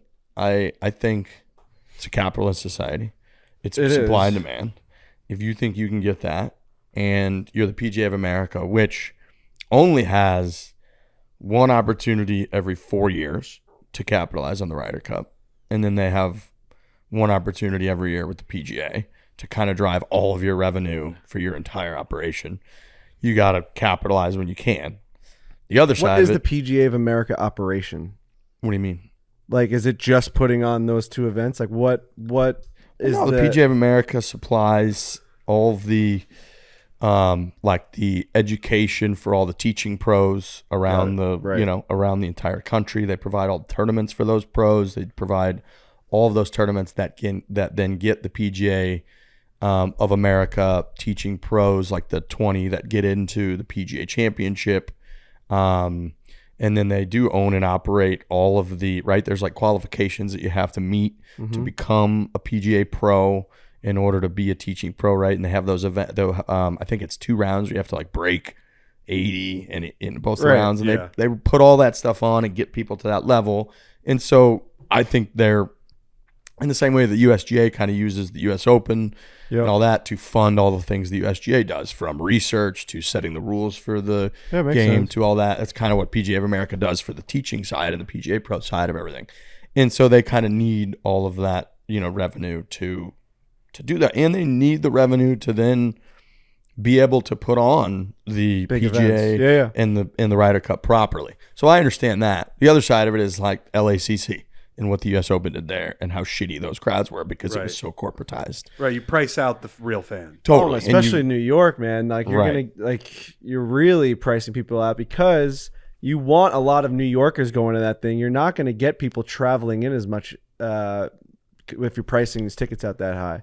Like now you're including a ticket, a plane ticket. You're including multiple nights in a hotel plus a $750 per day ticket. It's like you're not getting as many people as you want. So you're going to want these walk-ups from New York getting there, and you're not going to get them for $750. So you're actually pricing out everyone. And it is, think about if you're a mom and dad and you want to take your couple kids and you want to go for the weekend and go. So, that's $6,000. That's insane for you guys just to get watch golf, just to get into the event. You're just getting in. You don't have any hospitality. I should be able to hit the first tee shot. Yeah, that's what I mean. That's right. And you don't have a hot dog yet. You don't have a hotel room yet. You don't have anything yet. You haven't even gone to Borelli's yet. No. Right. Which you make up your money there, but outside that, $22 chicken parm, whatever. So pasta, maybe $29. So that part of it, water. That part of it sucks. And I think they got to figure that out. And they got to run those calculations of like, okay, if you have a very muted event because you're doing this, is that going to hurt your event in the long run? And people are going to start to lose much interest in the Ryder Cup because it's not as fiery because all the stuff. Those tickets are insane. $750. I know secondary markets are different, but like you can get into a Yankees ALCS game for like $150. You should be able to get into the fucking Ryder Cup for $200. You know what I mean? Yeah, that's still expensive. Like, $700. I don't know what that's all coming with. I haven't really done too much research on those tickets, but I saw that was basically like a baseline price to get in. That's the Ryder Cup ticket. Yep. Not good. Not good from the Ryder Cup. Bad. Bad. Not a good start for an event that had the most hype in the world. Sucks ass. I mean, there is a lot of money in that part of New York, so you're still going to get people showing up, but it's not going to be the people you want. Yeah, you are, but you need Dude, I want every one of my buddies to go to the Ryder Cup on Saturday at Bethpage. Like, I want You need the bleachers, you know what I mean? want 20 Need 'em. East Meadowans going there and going crazy, and like the course that we grew up playing high school golf on. I want to go there to watch the Ryder Cup. There's no way they're all spending $700 a day. Big Rob, I want $750 No, it ain't happening. It's not happening. out of your pocket, pal. Look, Here we go. devil's advocate. Here Yep, comes here the it comes. elitist. PGA knows that Piece of shit. if there is a place to charge high ticket prices, New York, the tri-state area is one of the densest populations of Right. uber rich people in the country. It's true. If the Ryder Cup were happening in Kentucky or someplace like that, I think they'd probably It was, to confirm that, it was significantly cheaper, I would assume, in Sheboygan, Wisconsin. exactly. I would hope Whistling so. Straits. I would have to think so, yeah. So The best restaurant we went to out there was Texas Roadhouse, which is a great establishment. you All right, you let's not guys shit still on the think, Midwest I now. still Right. think That was the best restaurant in town. I still think that was the Ryder Cup where everybody was freaking out. The beers were like $40 or something. Remember that? Was it? I can't remember. I think it's probably right. Like people go Yeah, crazy. but it's what Rick said. It's like they know they can charge that. They're not going to not sell tickets. right. They're not Yeah. going to not those tickets. $750. People are buying them. They're not going to lower the price out of the goodness of their heart. It's a very simple formula they're running. They definitely Like, did all the research. Right. What is the price that we can charge that we will sell all of the tickets? That's the highest price. Also, the much cat's out of the bag, right? Like, those tickets are already on sale. So they're not going to be able to lower them. I'm not sure if they are or not, or if they just announced what they're going to be. Okay. It's a good question. Because that would suck for them. They're getting so much negative feedback. They still will sell the tickets. They'll sell every unfortunately. single one of them. You think? Yep. Like they said, there's a lot of money out there, I know. and but people you- want to go. I think that they will sell them, but I think that it will be a much lower attendance than it would have been had you made it half that. Maybe, I don't know, man. People Because how do they cap like attendance at a golf course? It's pretty endless, right? You know what I mean? You can no, Do they? they gotta. They cap it like at a certain. They don't want to number? waste They man in a cap it. situation. They cap it. You have to. Yeah. You can fit a lot. I was actually thinking too for the Ryder Cup. It's going to be interesting when you have a regular tournament and guys are going off from like 7 a.m. until 3 p.m. and they play every single hole, and you can just sit on, let's say, like the 13th hole or the 11th hole, where I was when Derek Jeter he hit his 3,000th hit, and I lied for like 10 years that I actually watched it on TV, and I said on this podcast that I actually never saw it on TV. I lied to all my friends. I was actually on the 11th tee box and got the notification on my You phone. and Manzo. Yep. It was horrible. I actually I texted my friends. I was like, "Oh my god, I can't believe you just did it." And I was going up to my second shot. During a regular tournament, let's call it the PGA Championship or whatever, when it was there, you really spread that fan base out across the whole entire golf course. I feel like with the Ryder Cup, you're only following a certain amount of groups. That left side of the road at Bethpage, how are they going to contain all those people in that small area? I'm talking, you might have 250,000 people there. I don't know what their plan is for the cap of how many people, right? I keep saying like 200,000. I don't know what the number is at a Ryder Cup, but they're all going to want to be in that small area. You got 15, 16, 17, 18 in one spot with all those tents. Yeah, and those are the only golfers on the course. There's Those only are the four only groups. golfers in the course all day. So I don't know what their plan is for that. It's almost going to be like a bad viewing experience. Yeah, because basically Friday, both sessions, Saturday, both sessions, it's 4 groups on the course at a time. Yeah. That's it. And I know every golf course has a 15, 16, 17, 18, and every Ryder Cup has the same issue. Everyone wants to follow those groups. But I'm just saying at Bethpage specifically, every hole from 15 to 18 is within like a wedge of each other. It really is. Yeah. Yeah, I think that's why you have to cap it. Yeah, You know, it's gonna be otherwise- crazy how many people are there, and then all the tents and all the Maybe grandstands. they knew, so they made the ticket $750. That might honestly be what's going on. That might be. I believe the Waste Management tries to get over 200,000 people on like Saturday is kind of their thing. Do they do it? But I don't think, but I don't think Bethpage is. No. I mean, I think it'll be in the 50 to Yeah, something thousand people, which at a golf course, Yeah. for 4 groups, it's an amazing amount. it's a hyped up one though, man. Ryder Cup, New York. It's gonna be pretty big. I could see it being as big as the Waste Management. I don't think maybe it's, not as it's big, not no. anything about the hype of it. It's just the capacity. yeah, like the Phoenix Open. That golf course was literally built as a stadium course Right. to host all that. Right. So they build everything up. They're already building it. They're already fucking building it. Me and Trent were watching them build it like a month ago. Right. And I just think like it's hard to go into Yeah. a place, Bethpage, that wasn't built for that. Yeah. But maybe they It's will. true. The other thing, Greg Norman, it looks like is getting. There were rumors out yesterday that he's stepping to a lesser role, and they're looking for a new CEO. For No the- way. Yeah, I didn't hear about anything about that. I guess I'm on. I'm in. we're in Hawaii. We've been We're a in little Hawaii. I bit- can't follow anything. We've been a little bit removed, but I saw Robbie Fox went viral for a prime rib sandwich, and I was trying to follow that. He did? Yeah, the one from Italy. You ever had that No. in the city? It's got no cheese, no nothing on it. Dude, it's so good though. Wait, he How- just how ate could it? it be that good? It really is It good. needs something. What's his video? What did he do? It was a picture just a of picture. prime rib sandwich. It looks great. It's so just- good. It's the real first place. thick prime rib from Italy. When I moved to New York, my first lunch, Gaz took me to Italy, and we got the prime rib sandwich, and it was real good. I need a little cheese on that. But anyway, I missed that. I know that's the thing. That's what I was saying about the news. But Greg Norman, I mean, it's not even about who's going to step up; it's who are they going to hire. But Yeah, it says he's going to step in. He's going to still remain in like a senior role with Liv, and they're going to bring somebody else in as CEO. Did a little that feels 5 like million. big news. Yeah, I know. This is being reported by somebody. I don't think it's been substantiated by like Liv or anything yet, but that's the report. Devastating ego blow for Mr. Norman, I would think. I would think so, but guy's got a lot of money, but I don't know that he's doing it for that.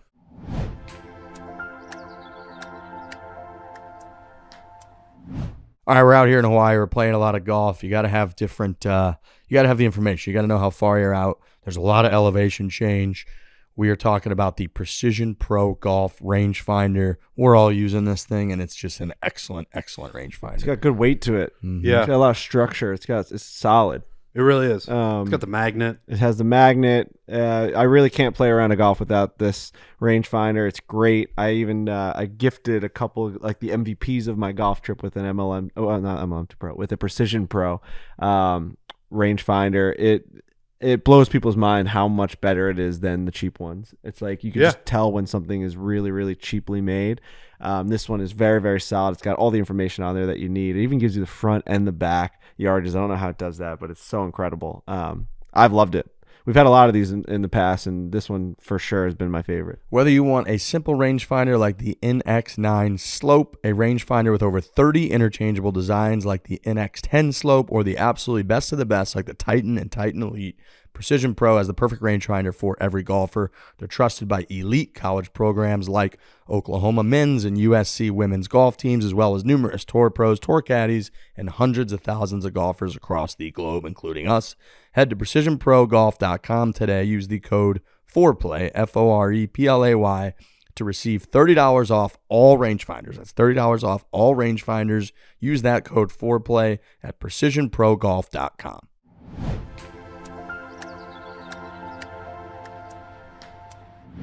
I tried to raw dog the flight out here. That's right, you did. How long do you last? I made it to Milwaukee. That's probably 2 hours, hour and a half. Yeah, I think maybe an hour and a half. That's actually pretty What good. is raw dog in a flight? It's where you do not wear a condom on the flight. You're right. That's right. And it's the first time I've You I've impregnate had the plane. Balls to do that. No, it's it's a trend that I thought was so funny, and it's you sit on a flight and you do not watch movies, you don't read a book, you don't listen to music, You don't check your phone. you don't look at your phone. Yeah. You just sit alone with your thoughts. And this was, I think, Imprisonment. possibly inspired by the great episode of Seinfeld where Elaine is on the plane with Putty, and they've like reconciled their relationship and made up, and they're sitting there, and she's like pulls out a magazine or something, and he's just sitting there staring at the headrest in front of him, and she's like, do you want a magazine or something? He's like, nah. And him doing that makes her so angry again that she can't handle it, and they break up with him.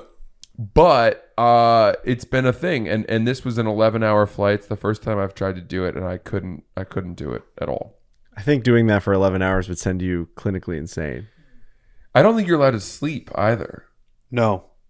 There's also there's no incentive for you. No. I wanted to see if I could sit alone with my thoughts. I saw it more as a meditative practice, but it turns out that my thoughts are not to be trifled with. That is a scary place. Do you Dangerous think, thing. like, did the people around you take notice that you were doing this? I was sitting next to this incredibly cool Japanese guy who was watching anime, but like cool, artful anime. You can't watch that. I'm sorry? You can't be watching that. No, I didn't watch over his Sounds shoulder. like you knew a I lot made about sure it, to though. keep my eyes on my own. Okay. Just trying back to be headrest. strict here. And he did not seem like he was going to judge my cultural practices in the same way that I made sure not to do that of him. That's good. Sitting there and just staring forward is so insane. Yeah, it was tough. I don't know what I would do if I saw someone doing that. Right, that's what I mean. You learn a lot about yourself. Yeah. You learn where your thoughts go. I was just going down memory lane and kind of walking through different periods of my life and getting pretty sad. Dude, my you look over to the childhood. left and Francis is just sitting there with a tear dropping. Tear falling down his cheek. This guy's taking this thing down. Right. Thinking about the mortality of my parents. I would try to figure out who the air marshal is that they're trying to hide from you. I would try to find that Yes. guy. Start tapping people Are on air the shoulder. you think air marshals are on flights still, or is that? I know Oh, they want. absolutely. They You want think you. so? They definitely want you to think that. You think that we're still funding that? Like everything's still, they're still getting on each flight. Yeah, you gotta keep up the mystique or sort of the possibility that they are there. But wouldn't that make you lean towards they could just do away with the system and just be like, yeah, they're on there? No, you need every once in a while to have someone apprehended or an air I marshal. want to be stepping clear. up. I want there to be air marshals, but you could also be like, yeah, there's air marshals. They're wearing regular clothes. But it feels like there's been a lot of shit on planes recently, like the airplane lady that Hank went on a date with. You're not real. Like there wasn't an air marshal. Donnie that, does tackle the. Yeah, some, Donnie some does guy. had to Well, sit on a guy. it's possible that there were 3 or 4 people sitting on that guy. One of them was an air marshal, but he did not see the need to announce Reveal himself. Right. I love Bridesmaids. Yeah, that's so funny. When she's like, "Where's the gun?" He's like, "I don't have a gun." Yeah, She's like, "Where is Yeah. it?" that's a great. In your movie. sock. She's like, "It's in your pants, isn't it?" I know where it is. That's her real husband. Yeah, I know. That actor. Yeah. I love when there is a problem, he's like, "I'm an air marshal." She's Yeah. like, "Do it!" She gets up with them. Oh, That movie's God. so good. We flew here with Rosie O'Donnell. We did. What? Yeah. Yeah, she was Yeah. on our flight. What? Dude, I got up from my. So we were flying from New York to LA, and I remember. Well, I said to my wife, "I'm like, I think I'm going to see somebody on this plane." It's just a very, Yeah, Monday that's morning. flight. I see that. I see celebrities like on that Monday flight. Yeah. morning, like after a weekend in New York City, you're heading back. We happen to be upgraded into first class. Like I'm like, we're gonna see someone in here. I get up from my seat. I look back, and it's Rosie O'Donnell 2 seats behind us, just sitting there staring at me. Frankie and I sat next to each other. Plane lands. I'm like getting up. I'm trying to get my stuff out. Frankie leans like he's getting something from his seat, and he goes, "Come down here for a second." I had made And him come. I was like, "What do you?" I was like, "What?" And he's like, "Come down here for a second." And I didn't know what was happening. And he's like, "Rosie O'Donnell's 2 rows back." She was the subject of catching a presidential debate stray. Oh, the Yeah. biggest 8 years stray ago. One of the, of all one, of the, time. one of the biggest strays ever. Yeah. When Megyn Kelly's like, "You've called women nasty," and he just goes, "Only Rosie O'Donnell." Yeah. Yeah, no, that was. We were thinking that's about as random as a celebrity Yes. you can have on on an airplane. big time. Mhm. A Rosie lot of them O'Donnell. live out here, huh? Come out here a lot, I guess, to Hawaii. Maybe. Well, that was just L.A. Yeah. Oh yeah, fair. Okay, that makes sense. Celebrities, LA. But Yep. I had a incident a couple weeks ago on a flight where I was sitting aisle, and this is a feeling that a lot of people debate. But I'm sitting aisle, and we're waiting for. I'm like in the middle of the plane. We're waiting for the whole plane to deplane, and there was a couple sitting middle, and the lady from the couple as we probably were about 4 or 5 rows away from it being our turn. I was just sitting. I didn't stand up. Yeah. I just sat. And she tapped me on the shoulder and she goes, "It's time." I swear to God, she said that. Yeah. And I had my headphones in. I took them off. I said, "Excuse me?" And she goes, "It's time." And I was like, to take the plane. and I just was like, was Buffer on your? Yeah, that's right. I was like, well, I guess like, yeah, I can just stand like right there if you want, you know. And then she just like kind of gave me a blank stare. So I stood up like in the same spot. Just stood up there for, and I mean, then the people really started taking forever. So it was probably 2 or 3 minutes before it was time, and I just stood right there. It was insane. I saw this one Instagram reel that just popped up that this guy was like, he claimed that he was autistic. It said you need an autistic man to figure out how to board planes, and he was talking into this camera with his wife, and he was saying, like, I don't know why the fuck we do it this way. Like first class goes first and second, and then it goes from front to back. Yeah. He said you just go from the last row up, and everyone will just get on in 30 seconds. There will be no waiting for someone to put up the bag, get in the seat. Yeah. But like first class needs to sit down, and the top comment was like, but then no one gets to see that you're sitting in first class. Like it was like a, turned into a whole thing. Yeah. That would be the most efficient way to do it for sure. Someone then responded to that and was like, but there's something about the weight distribution that like you want to actually board all the stuff in the front first. If you pile everyone in the back and put all the bags in the back at first, there's some sort of weight dispersion that gets thrown off. But that could have also been fucked. I don't know the Frankie fact on this one. I mean, for me, the answer is if you board from the back to the front, all the overhead space will get taken up pretty quickly, and there will be no overhead space for the people who are sitting in first class, because people will have too many bags, and you always end up taking overhead bin space that's not directly above your seat. And then there's no way to attribute that to really who it is. And for the people that are paying the money, you need to make sure they have the space. You need them to have their dessert. But you could declare like you can't put your stuff here. Right. Dude, it says that. It says this overhead space is reserved for first class passengers. It's never. But no one abides by that. We're talking about just fixing the efficiency. The workers there need to just actually abide by that. Like how about this? Immersion. Don't open those things until they get there. Yep.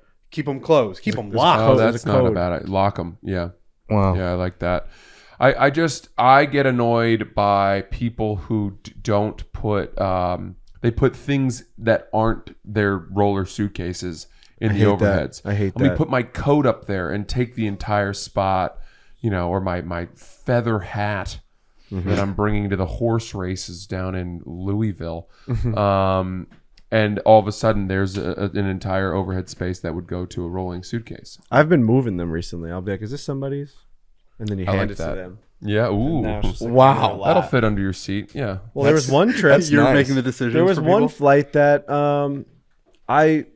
they were going to make me check my bag. And I looked up. I'm like, there's a backpack up here that I'm like, I have my backpack underneath. So whose is this? And I handed it to the guy. And then I put it on his lap, and he looked up at me. He's like, "Wow, that's an amazingly aggressive move." I had to, dude. I was scrambling. Yeah, that's amazing that you did that. Yeah. Good for you. Yeah, I was scrambling. Good for you. I would never have the We got to get out of here. Are we doing closest to the pin today? I don't think we're going to. Well, we're going to skip it. Okay. We do got to get it going. We can do it next week. Okay. Wow, that flew by. That was fun. That was fun. Thanks for joining, Francis. Wow, anytime. We're going to an amazing golf course today. Great addition. Princeville, Mackay, is that what it was? Yep. Yeah. Yep. Yeah, this place looks way awesome. up north, the This northern kind side. of started our Jurassic Park conversation because I think this is going to be pretty Jurassic Parky. Yeah. Mountains and lakes and ocean. I can't wait. Stuff. All right. Well, Hawaii's been great. I hope everybody appreciated it. Shout out to Tom. Shout out to everyone that's been helping us here at People the are Royal so Sonesta. An incredible place. I already told him I need to come back with my family. Like, this is a 100% re-up. One of the things that he said was that, the views and the climate brings people here, but the people make them stay here. Wow. And I think that is very, very true. So is far. true. People have been excellent. Excellent. Wow. So thanks everybody for listening. Thanks to our sponsors as always. Thanks to Francis Ellis joining us. Francis, what do you got coming up? Not much. I am just happy to be here, and I canceled all my tour dates for the remainder of the year. So I'm I'm here and I'm queer. Get used to it. Just hanging in Hawaii. I like that. Awesome. Perfect. Yeah. Well, thank you for joining. Thanks for you, joining guys. the whole Thanks, trip. Francis. Honestly. The pleasure is mine. I appreciate We love it. you, Francis. We love you. do Thank love you guys. Francis. My God, love you guys. This is, amazing to be in Hawaii for the week. It is amazing. Yeah. Let's go play some good golf. Hit it hard. Hit it hard. Hit hard. Hit it hard.